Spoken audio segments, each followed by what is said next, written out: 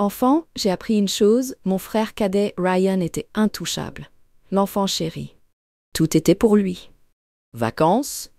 Ses besoins d'abord. Chambre suite, canapé pour moi. Sauf que cette fois, j'avais réservé la suite penthouse. Leur visage. Je m'appelle Antoine, et si vous m'aviez croisé pendant nos vacances d'été familiales, vous auriez probablement pensé que j'étais un type plutôt quelconque, un peu réservé, peut-être légèrement sarcastique sur les bords.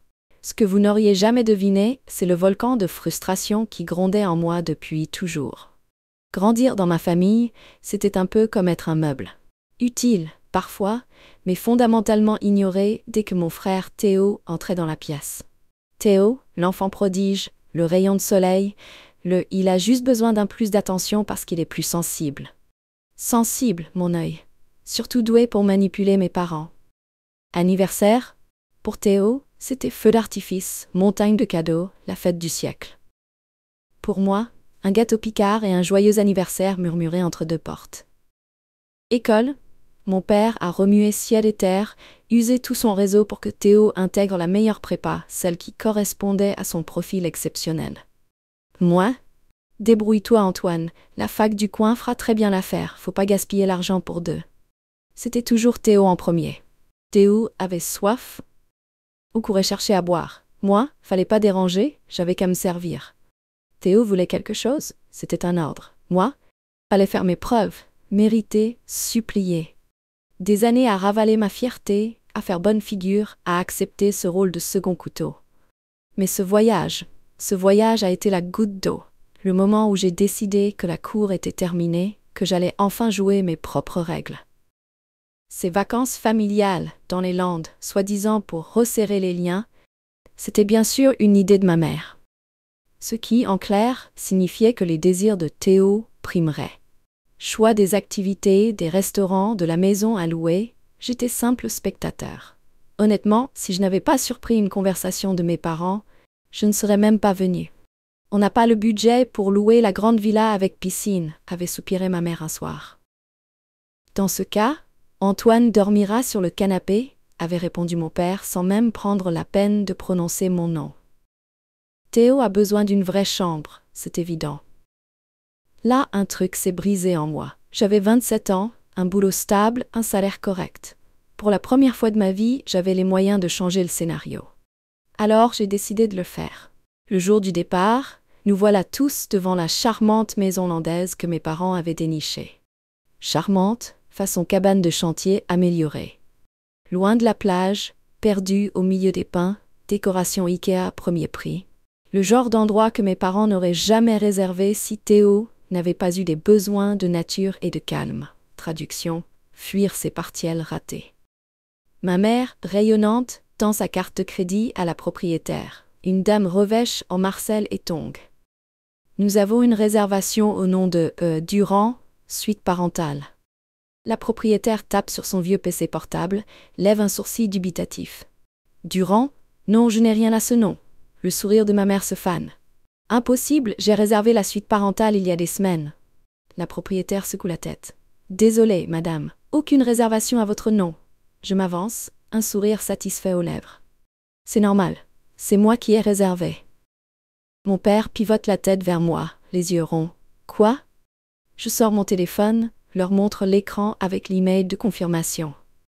Oui, voyez-vous, après vous avoir entendu décider que je dormirais sur le canapé comme un chien galeux, j'ai pris les choses en main. Silence glacial.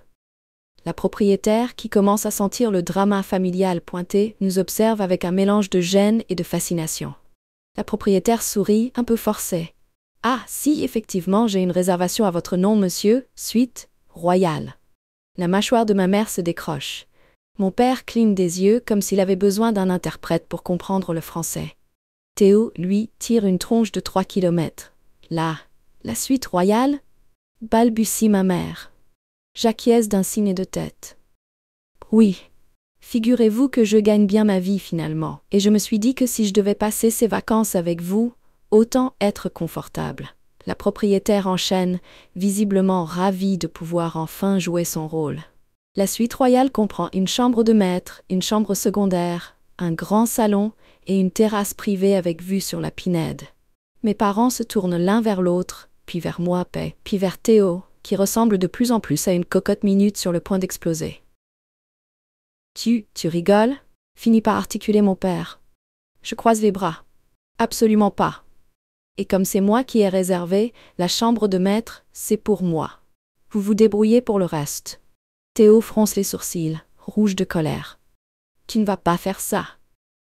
Oh si, Théo, je suis très sérieux, réponds-je, savourant ce moment comme une coupe de champagne millésimée. Et ma mère tente de reprendre le contrôle, sa voix se voulant douce et persuasive. Bon, d'accord, on va rajouter un lit d'appoint dans la chambre principale et Théo. Je l'interromps avec un rire. Oh maman, tu es adorable. Mais non, personne ne partage mon lit. Vous prendrez la chambre secondaire et si ça ne suffit pas, il y a le canapé, figurez-vous. La réalité commence à s'imposer à eux. Pour la première fois de ma vie, j'ai les cartes en main. C'est moi qui décide, et ils ne peuvent absolument rien y changer. Mais ce n'est que le début. Le début de ma nouvelle vie. Mes parents et Théo restent plantés là, figés, incrédules. Et eux, je les laisse mariner dans leur jus quelques secondes, histoire de bien imprimer le moment. Puis, je prends la clé de la suite royale sur le comptoir, adresse un sourire à la propriétaire, qui se retient visiblement de pouffer de rire, et lance un « merci ». Je monte.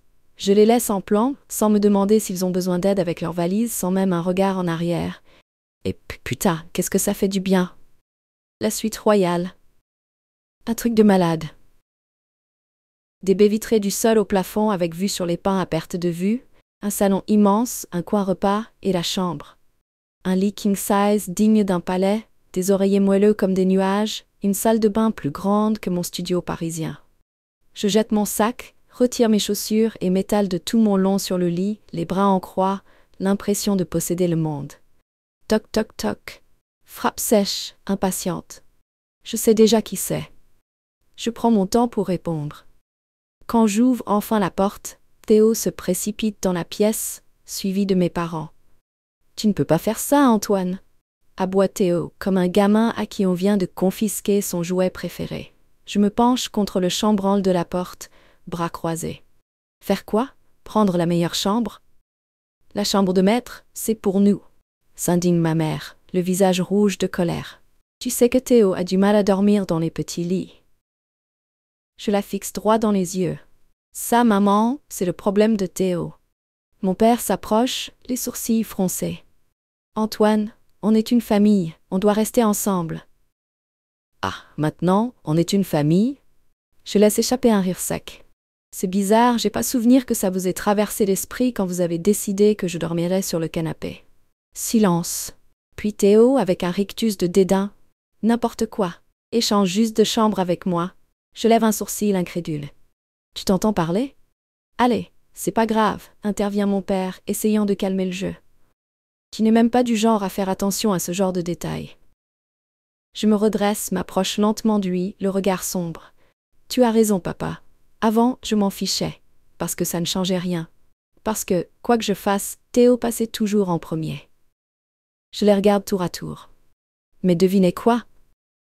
C'est moi qui ai réservé, c'est moi qui ai payé, et maintenant, je fais attention. Théo me lance un regard noir. Arrête de te prendre pour un caïd, Antoine. T'es juste mesquin. Je ris à nouveau, un rire franc, libérateur. Théo, mon petit Théo, tu n'as aucune idée à quel point je peux être mesquin. Ma mère soupire, se masse les tempes. Mais enfin, Antoine, où est-ce qu'on va dormir, nous? Je hausse les épaules, détaché. Il y a une deuxième chambre. Oui, mais elle n'a qu'un seul lit, fait remarquer mon père, exaspéré. Je souris, un sourire carnassier. Ah, c'est ballot, hein? Ils sortent de la suite royale comme des trombes, furieux. Je les entends marmonner, se disputer dans le couloir, entraînant leurs valises vers la chambre de seconde zone. Je savoure une longue douche brûlante dans ma salle de bain de luxe, enfile un peignoir moelleux et commande le room service. Filet mignon, vin rouge, dessert décadent. Je m'installe sur la terrasse privée, admire la vue en sirotant mon verre, tandis que ma famille mijote dans son jus de rancœur. Mais je sais que ce n'est pas fini. Pas avec eux. Ils ne vont pas en rester là. Le lendemain matin, réveil en douceur, sensation d'avoir dormi comme un bébé dans ce lit de roi. Pas une once de culpabilité, pas le moindre regret. Je consulte mon téléphone. Appel manqué, SMS. Un message de ma mère. Antoine, il faut qu'on parle. Rejoins-nous en bas pour le petit déjeuner. Je soupire. Évidemment. Le round 2. Arrivés au restaurant de l'hôtel, ils sont déjà installés. Une véritable orgie culinaire étalée sur la table. Viennoiseries, fruits frais, œufs brouillés, le buffet entier semble-t-il. Bonjour, je lance en m'asseyant. Mon père s'éclaircit la gorge. Écoute, Antoine, on va droit au but. Je lève un sourcil, curieux. Je t'écoute. Ma mère se penche vers moi, un sourire contraint plaqué sur le visage. On pense que le mieux serait de relouer une suite plus grande. Quelque chose qui convienne à tout le monde. Ça y est, la manipulation commence. Tu veux dire quelque chose qui convienne à Théo, c'est ça? Je corrige, un sourire ironique aux lèvres. Elle ignore ma remarque, poursuit sur sa lancée. Si on met tous au pot, on peut prendre la suite impériale. Je prends une gorgée de mon café, les observant par-dessus la tasse. Vous comptez mettre combien? Silence. Puis mon père soupire, un air contrit. Oh, on espérait que tu prendrais ça en charge.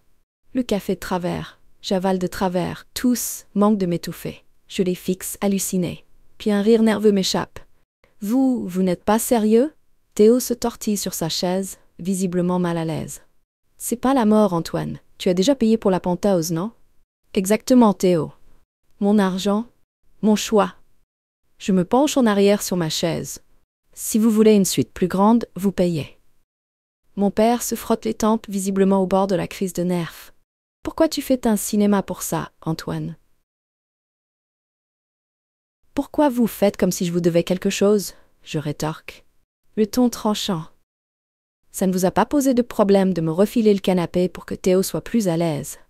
Mais dès que les rôles s'inversent, c'est soudainement injuste.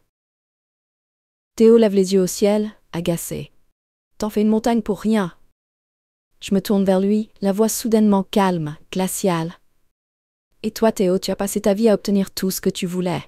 Alors, oui, c'est peut-être le moment que tu découvres ce que ça fait d'être en deuxième position.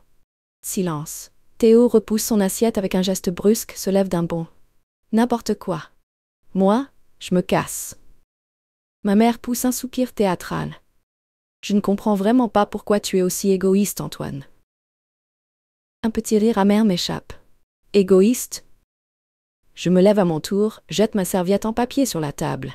Vous m'avez élevé pour que je sois toujours celui qui cède, celui qui fait de la place pour Théo, celui qui renonce à ce qu'il veut. Je secoue la tête, incrédule. C'est fini, maman. Je tourne les talons, les laissant plantés là, bouche bée. Mais en entrant dans l'ascenseur, une intuition me taraude. Ils n'ont pas dit leur dernier mot. Et moi non plus. Je pensais vraiment que c'était la fin de l'histoire. Qu'ils allaient bouder dans leur coin, se plaindre entre eux, et finir par accepter que je ne plierais plus l'échine. Mais non. Ils n'avaient pas dit leur dernier mot. Et j'aurais dû m'en douter. L'après-midi, j'ai décidé de jouer la carte de l'indépendance. Exploration de la ville en solo, balade dans la Pinède, café dans un troquet improbable, flânerie dans une librairie. Pour la première fois depuis des lustres, je me sens libre. Pas d'obligation, personne pour attendre de moi que je rentre dans le moule. Puis, le texto de ma mère. Mon chéri, on est vraiment désolé pour ce matin. On se fait un dîner en famille ce soir, on invite. Pour repartir sur de bonnes bases? Je fixe l'écran de mon téléphone, méfiant, je n'y crois pas une seconde. Mais une petite voix en moi, la partie de moi qui espère encore stupidement qu'ils sont capables de changer, se dit « Et s'ils avaient enfin compris? Et si c'était une branche d'olivier ?» Contre toute logique, je réponds « Ok. » Grosse erreur. Monumentale erreur. Qu'ils ont choisi un resto branché près de l'hôtel, genre steakhouse à la mode, box privée, lumière tamisée, le genre d'endroit où les hommes d'affaires concluent des deals et les riches papotent au-dessus de leur verre de vin hors de prix. Quand j'arrive, mes parents et Théo sont déjà installés, tirés à 4 épingles comme pour un mariage. « Salut !» je lance, en me glissant dans la banquette. Ma mère me gratifie d'un sourire forcé. « On est tellement content que tu sois venu, Antoine. » Mon père fait signe au serveur, commande une bouteille de vin pour célébrer nos retrouvailles. Théo, lui, reste silencieux, tripote sa paille dans son verre, l'air buté. Quelque chose cloche. Je le sens. Le dîner commence sur des rails, conversation banale, rire forcé. Il joue la carte de la gentillesse, un peu trop gentil même. Puis, au milieu du repas, mon père s'éclaircit la gorge. On a eu une petite conversation avec l'hôtel cet après-midi. Mon estomac se noue. Ma mère me lance un sourire crispé. Il paraît qu'il y a une erreur avec ta réservation, Antoine. Je pose ma fourchette, le cœur battant. Théo prend enfin la parole. Apparemment, l'hôtel a surbooké la suite Penthouse par accident. Je plisse les yeux, la méfiance à son comble. C'est bizarre, je n'ai reçu aucun appel de leur part. Mon père hausse les épaules, l'air détaché. Ils nous ont appelés. Nous, vu qu'on était à l'origine de la réservation initiale. Ils ont dit qu'ils pouvaient te reloger dans une autre chambre. Quelque chose de plus raisonnable. Là, je comprends. Le piège se referme. Ils ont menti à l'hôtel. Leur ont raconté que je n'étais pas censée avoir cette suite, que c'était une erreur, que j'avais réservée par accident. Je prends une inspiration lente, profonde. Vous avez manipulé l'hôtel, je constate, la voix blanche de colère. Ma mère essaie de me prendre la main, son ton se voulant rassurant. Mon chéri, tout ça a pris des proportions ridicules. On veut juste arranger les choses. Théo, avec un rictus satisfait, reprend la balle au bond. Ouais alors, on échange les chambres et on en parle plus. Voilà. La vraie raison de ce dîner guimauve. Ils ne sont pas désolés. Ils ne l'ont jamais été. Ils veulent juste me remettre sous leur coupe, me remettre à ma place. Je me penche en arrière, croise les bras. Non. Le sourire de ma mère vacille. Quoi? Je penche la tête sur le côté, un sourire amer aux lèvres. Je dis non. Mon père soupire, se frotte les tempes, visiblement à bout de nerfs. Antoine, pourquoi tu compliques toujours tout? Théo, avec un ricanement, l'air supérieur. Eh Antoine, prends juste la chambre moins bien, c'est pas la mer à boire. Un rire aigu, presque hystérique, m'échappe. C'est pas la mer à boire? Vous trois, vous avez manigancé dans mon dos, menti à l'hôtel, essayé de me voler ma réservation et vous osez me faire passer pour le problème? La voix de ma mère se fait soudainement douce, insinuante, le ton qu'elle utilisait toujours pour me manipuler. Mon trésor, il faut être juste, tu comprends? Je la fixe droit dans les yeux. Juste. Le mot a un goût amer dans ma bouche. Je repousse ma chaise, me lève brusquement. Vous voulez parler de justice, maman? La justice, ça aurait été de me traiter comme votre égal toute ma vie. La justice, ça aurait été de respecter le fait que j'ai réservé cette putain de suite. La justice, ça serait de ne pas monter ce coup fourré mesquin et minable pour obtenir ce que vous voulez. Le restaurant est devenu silencieux. Les regards convergent vers notre table. Parfait. Qu'ils regardent. Je sors mon portefeuille, en extrais quelques billets, les jette négligemment sur la table. Régalez-vous bien. Moi je retourne à l'hôtel, dans ma pentouse. Puis, je tourne les talons, les laissant planter là, bouche bée, pétrifiée par ma soudaine rébellion. La suite. En rentrant à l'hôtel, je suis fou de rage. Je fonce droit vers la réception. Le manager lève les yeux, me reconnaît, esquisse un sourire professionnel. Monsieur Durand, bonsoir. Je le coupe, le ton sec, tranchant. Mes parents vous ont appelé au sujet de ma réservation, n'est-ce pas? Son sourire vacille. Oui, effectivement. Je sais qu'ils l'ont fait, je tranche, la voix dure comme de l'acier. Je veux savoir exactement ce qu'ils vous ont raconté. Il hésite, puis soupire, vaincu. Ils ont prétendu que vous aviez réservé la suite par erreur, que vous étiez censé être dans une chambre standard, et qu'ils réglaient le problème pour vous. Mes mâchoires se serrent, ma mâchoire se crispe. Et vous les avez crus? Eh bien, ils semblaient si sûrs d'eux. Je sors mon téléphone, fais défiler jusqu'à l'email de confirmation. Tenez. Ma réservation, confirmation de paiement, mon nom sur le compte, c'est moi qui ai réservé cette chambre, mes parents n'ont aucune autorité sur mon séjour. Son visage pâlit, il bégait. Oh, oui, je répète, le ton monocorde, glacial. Alors, voilà ce qui va se passer. 1. Vous ne touchez pas à ma réservation. 2. Vous bloquez leur compte, pour qu'ils ne puissent plus faire aucune demande concernant ma chambre. 3. Je me penche vers lui, le regard perçant. Si qui que ce soit essaie de toucher à ma réservation, je ne me contenterai pas de changer d'hôtel. Je ferai en sorte que tous les sites d'avis sachent comment cet établissement laisse ses clients se faire arnaquer par des familles manipulatrices. Ses yeux s'écarquillent, il hoche la tête frénétiquement. Compris, monsieur. Je m'en occupe immédiatement. Intérêt bien compris, je murmure satisfait. La touche finale. De retour dans ma suite royale, je verrouille la porte, me sers un verre de whisky. Mon téléphone se met à vibrer de tous côtés. Avalanche de messages. Maman, Antoine, pourquoi tu as fait ça? On voulait juste t'aider. Papa, c'était complètement inutile. Tu nous as humiliés devant tout le restaurant. Ouah, t'as vraiment gâché tout le voyage, égoïste. Je les fixe un instant, un sourire ironique aux lèvres, puis sans hésiter, je les bloque tous les trois. Je me laisse tomber dans un fauteuil, savoure mon whisky, le silence bienheureux qui m'entoure, le luxe de ma suite penteuse. Le lendemain matin, réveil en pleine forme. Je m'étire dans mon lit king size, savoure le luxe de ma suite, la pensée de mes parents et de Théo, entassés dans leur chambre minuscule, minable, rageur. Je consulte mon téléphone, toujours bloqué. Parfait. Mais je n'ai pas encore fini.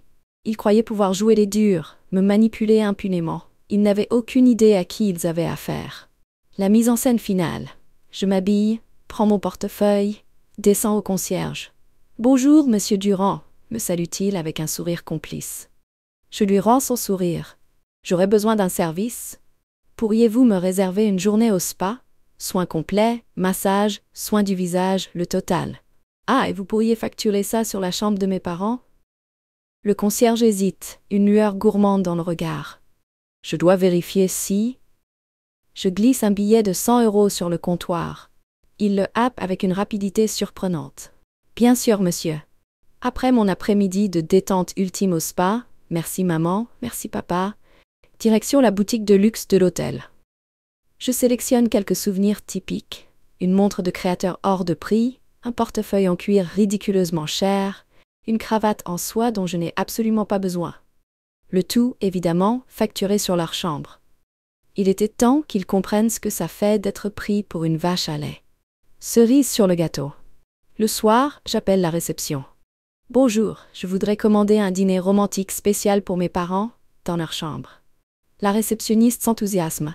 « Excellente idée, bougies, champagne, pétales de rose. » « Parfait. Et vous pourriez prévoir ça pour 2 personnes? » Elle hésite, un brin confuse. « Seulement 2? » Je souris, un sourire carnassier. « Oui, 2. Mon frère n'a pas besoin d'être inclus. » Elle marque une pause, puis pouffe de rire. « Compris, monsieur. » 1 heure plus tard, texto de ma mère, hystérique. « Antoine, c'est quoi ce dîner romantique dans notre chambre? Où est le repas de Théo? » Je sirote mon vin, savourant l'instant. « Oh, pardon, maman. J'ai cru que comme vous faites toujours passer Théo en premier, vous aimeriez bien un peu d'intimité avec lui. » Silence radio. Puis, coup de fil du manager de l'hôtel.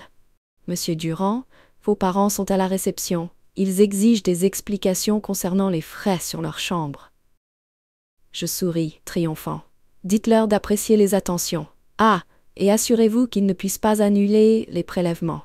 Après tout, ils vous ont bien dit de régler mon problème de chambre, non? » Silence, puis le manager éclate de rire. « Je m'en occupe, monsieur. » Le point de rupture.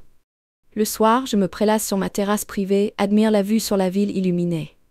Soudain, des coups furieux à ma porte. Je sais qui c'est. Je prends mon temps pour répondre. Quand j'ouvre enfin, mes parents sont là, rouges de rage. Théo se cache derrière eux, l'air boudeur. « Mais qu'est-ce que tu crois foutre, Antoine ?» aboie mon père, les veines du cou gonflées. Je me penche nonchalamment contre le chambranle de la porte. « Oh, je fais juste comme vous avez toujours fait avec moi, papa. » Le visage de ma mère vire au rouge écarlate. « Tu as facturé des milliers d'euros sur notre chambre. » Je souris innocent. « Oh, ne vous inquiétez pas, vous gérez la situation, non? » Mon père serre les poings, les phalanges blanchissent. « C'est puéril, Antoine. » Je hausse les épaules, indifférent. Autant que mentir à l'hôtel et essayer de me voler ma chambre, autant que toujours faire passer Théo en premier. Je croise les bras, les observant tour à tour. Maintenant, vous savez ce que ça fait. Théo marmonne entre ses dents. « T'es dingue. » Je le fixe droit dans les yeux. « Dingue? Essaie un peu d'être le gamin toujours relégué au second plan. Essaie de voir ton frère recevoir tout ce qu'il veut pendant que tu n'as que des miettes. » Je prends une inspiration lente, profonde. Vous avez construit ce merdier. Je fais juste en sorte que vous viviez enfin dedans. Ils restent plantés là, bouche bée sans voix.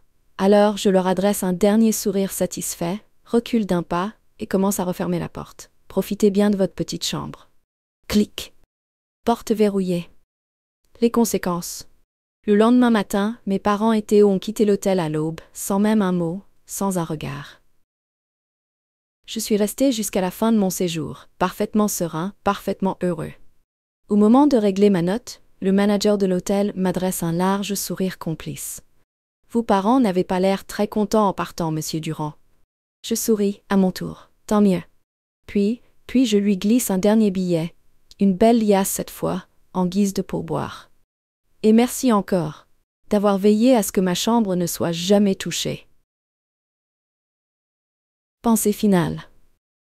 Mes parents et Théo ne m'ont pas adressé la parole depuis des mois. Le silence le plus délicieux de ma vie. Et le plus beau? J'ai toujours la montre de créateur que je leur ai fait payer. À chaque fois que je la porte, je souris. Parce que, pour la première fois de ma vie, j'ai gagné.